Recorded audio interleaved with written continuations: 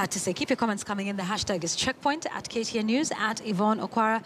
My conversation continues. Ken Gichinga is still with me. He's an economist. Professor Alfred Omenya, advisor to the Council of Governors. So, Ken, you know, even as we're going into the devolution conference that starts tomorrow, and essentially it's the second phase of devolution, how do you think we have done with respect to revenue generation? Because that's a big one, like counties making their own money, tightening the loopholes of accountability.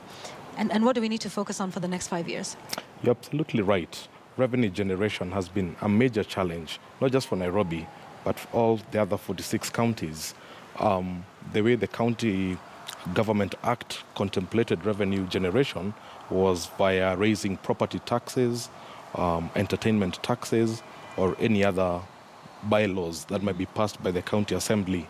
Now, if you look at the land valuation roll, for example, in Nairobi, it was last established in 1980. So it's a very dated valuation roll. So even the rates that people are paying is extremely dated. And many other counties don't even have a valuation roll. So even to collect property tax is a significant problem.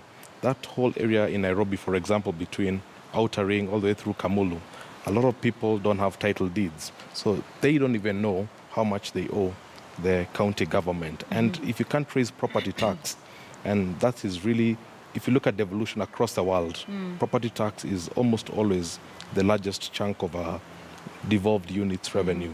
That is where, so I think the land's digitization initiative right now, I think it will be a real game changer. But I'm sad to see that it's getting so much opposition from our learned friends. From lawyers.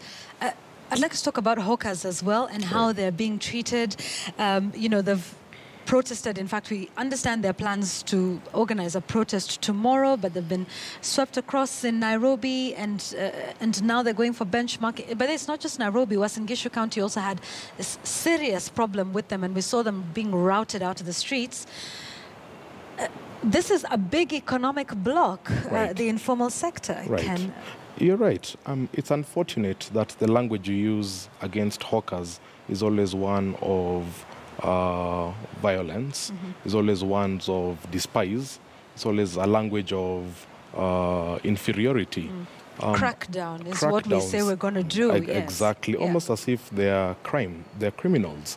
I would love to see a language of empowerment used towards hawkers, because these are the tomorrow's SMEs, and these are going to be the corporates of the next 15 years if they're mentored and if they're given the facilities.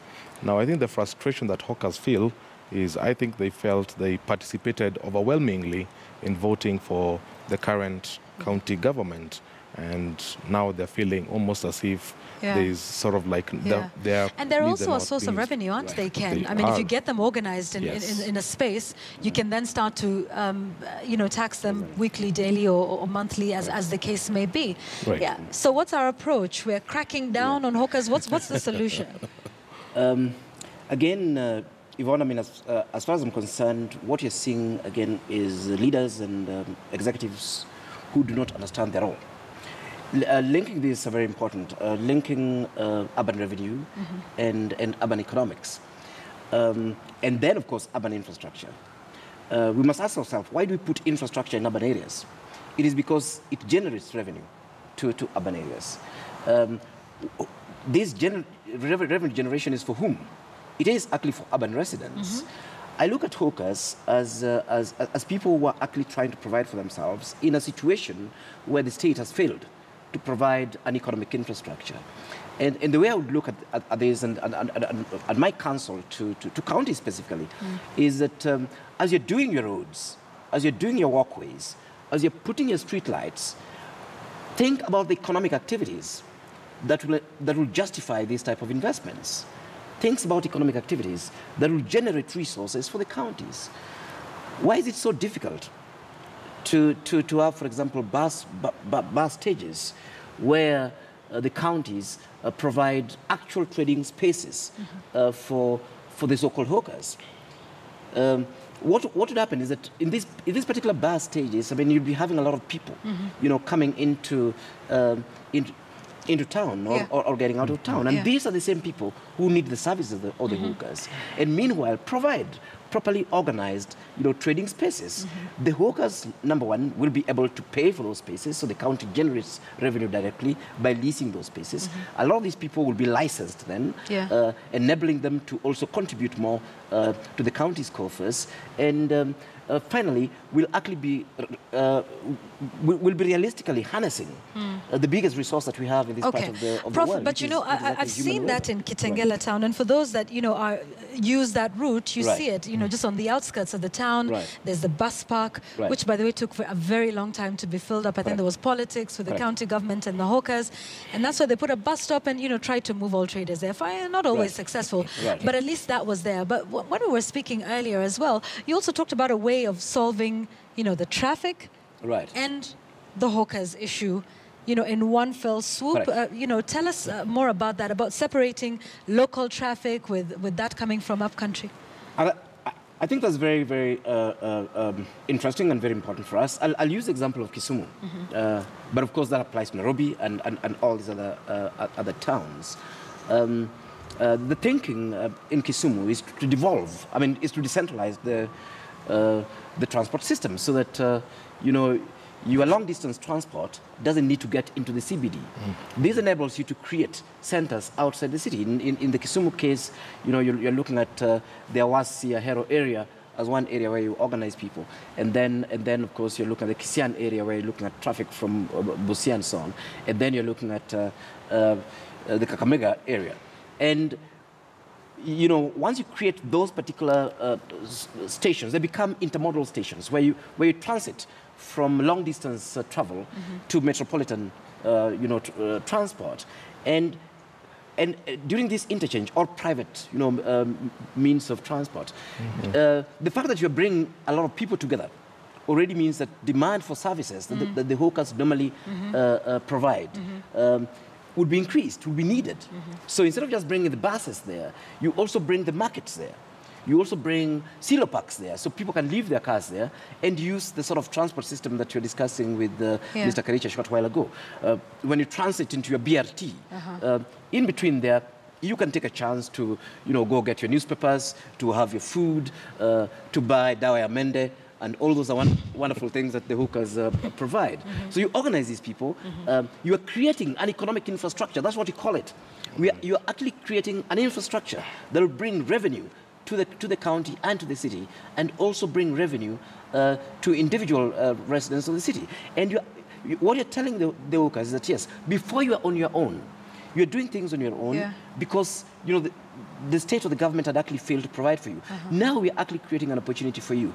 And we're not just creating an opportunity, we are bringing you more people than you'd ever imagine, because hawkers follow people. I remember in Moi's time, we had hawkers markets, where a market would be set somewhere in the bush, where nobody goes, and then we're calling it hawkers market. Hawkers, the reason why they're called hawkers is because they follow. They follow individuals around the city. That's right. So you go there and you expect us, who are shifting from matatu to bus, to go by there. We'll never do that. So this sort of thinking we need to integrate it, so that when we look at our transport, we need to not just look at it as movement of vehicles. We need to look at this as part of economic infrastructure. I see. If you're building walkways, it shouldn't just be a place where Yvonne walks to the next destination.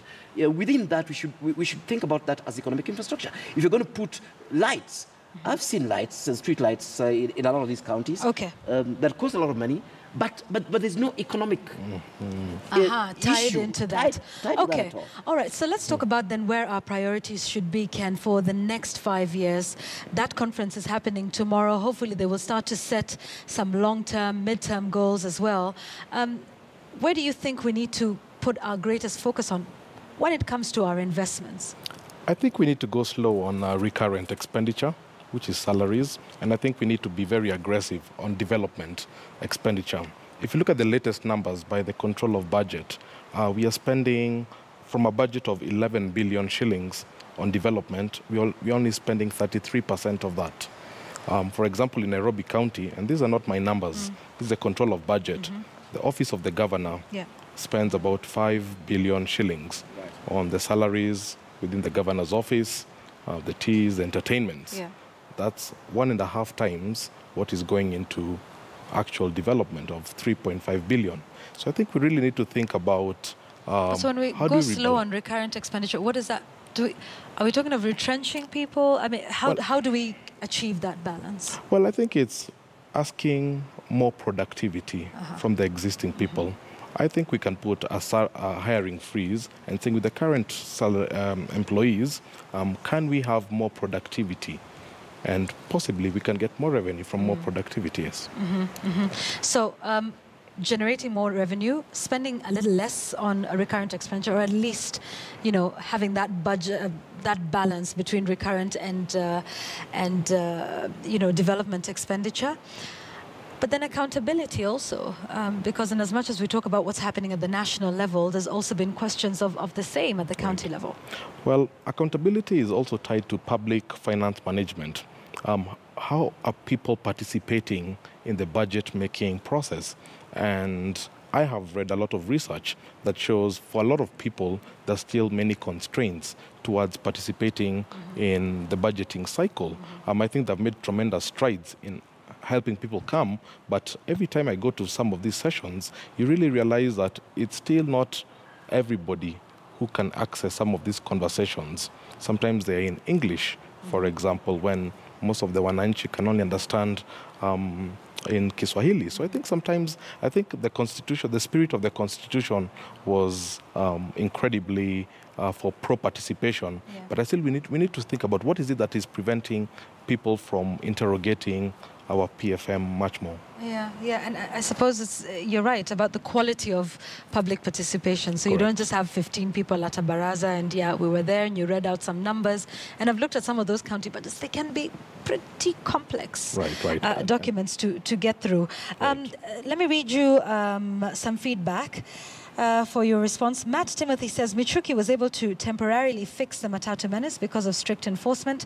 Same for trying to clean up Nairobi River. We need visionary leadership and strict enforcement to fix Nairobi and other counties. Prof, do you agree? Yes, 100%. So we're just reinventing the wheel then? Do we know what to do and are just not doing it? We are not even reinventing the wheel. The point is that our leaders are just asleep. I was in Kisumu the other day, and Kisumu is clean, is meticulous. What new laws does the Nyang'nyong professor put in place? Nothing.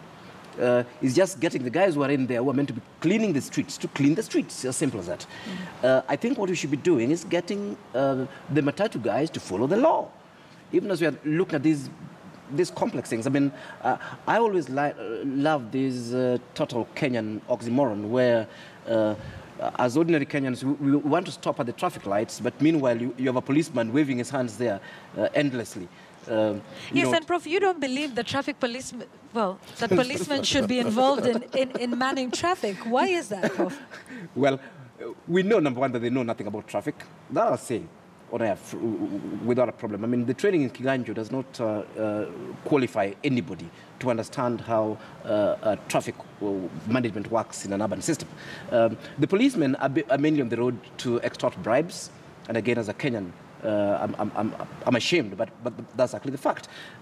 Why on earth then do we put that expensive infrastructure, world-class infrastructure, to control traffic when you're going to get some fool waving his hand? When his hand is tired, there's traffic jam in the entire city. He has no clue what's even happening on the other side of the road. And of course, when the Matatu guy overlaps, immediately what happens is that the guy just gets some bribes. So what should policemen be doing on the roads, Prof? Policemen should be arresting the people who break the law.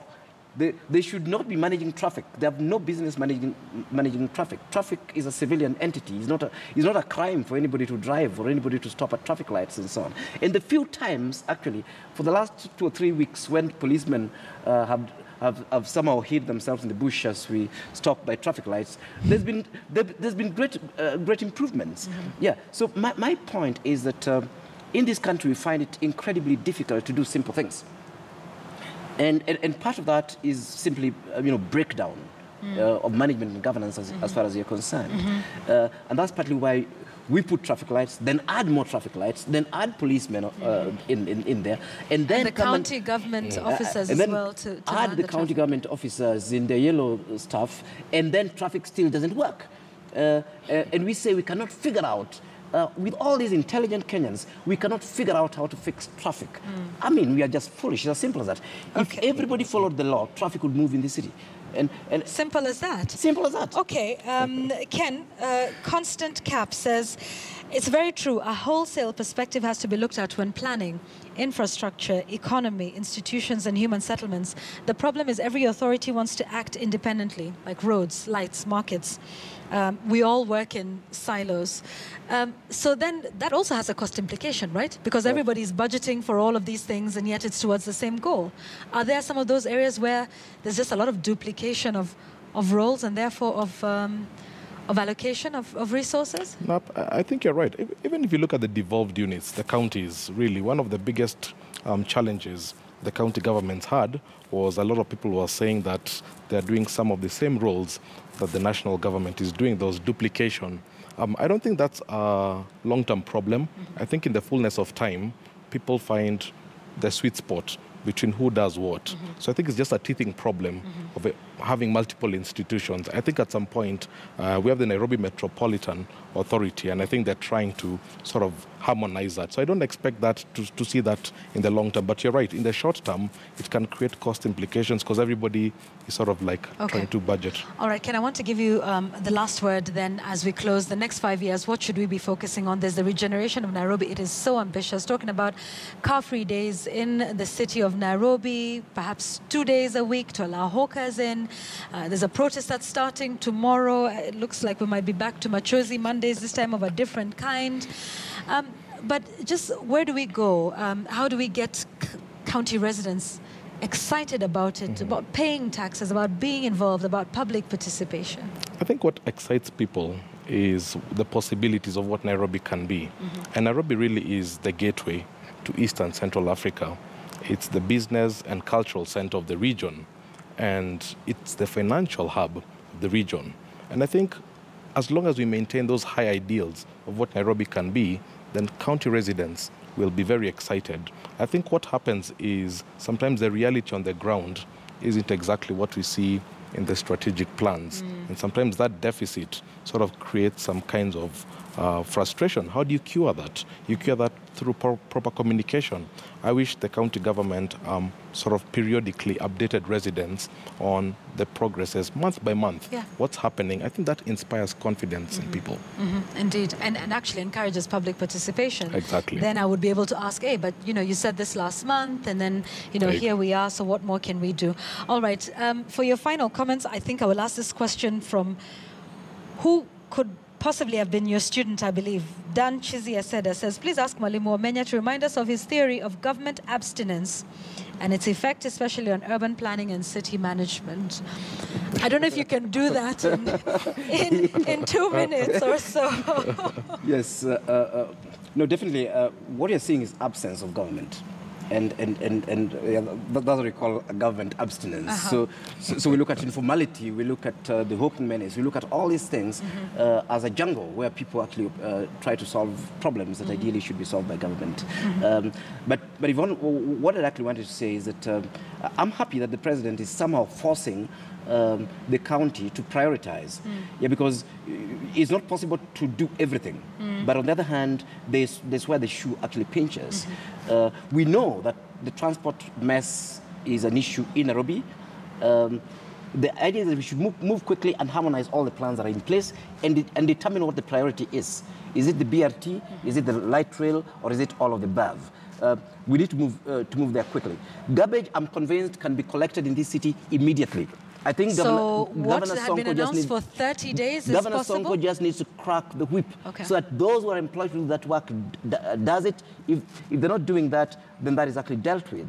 And then, of course, I mean, the few roads that Kidero fixed have all collapsed. Because I don't know whether they were done badly or simply because the county didn't have capacity. Everybody now in this city goes through a gully. Like the ones we discussed before, where giraffes, can actually sink and you think it's a goat in the middle of the road, and it's actually the head of a giraffe because of the size of the gully. All right. There's need to move quickly and fix some of those. And the county has resources to do that, and the county actually does have personnel to do that. Right. Okay. But the idea, let's plan, harmonize the plans, and implement the plans. It's as simple as that. All right, simple as that. And as you say, communicate. Quite a bit. Thank you very much. Ken Gichinga, who's an economist, and Professor Alfred Omenya, advisor to the Council of Governors.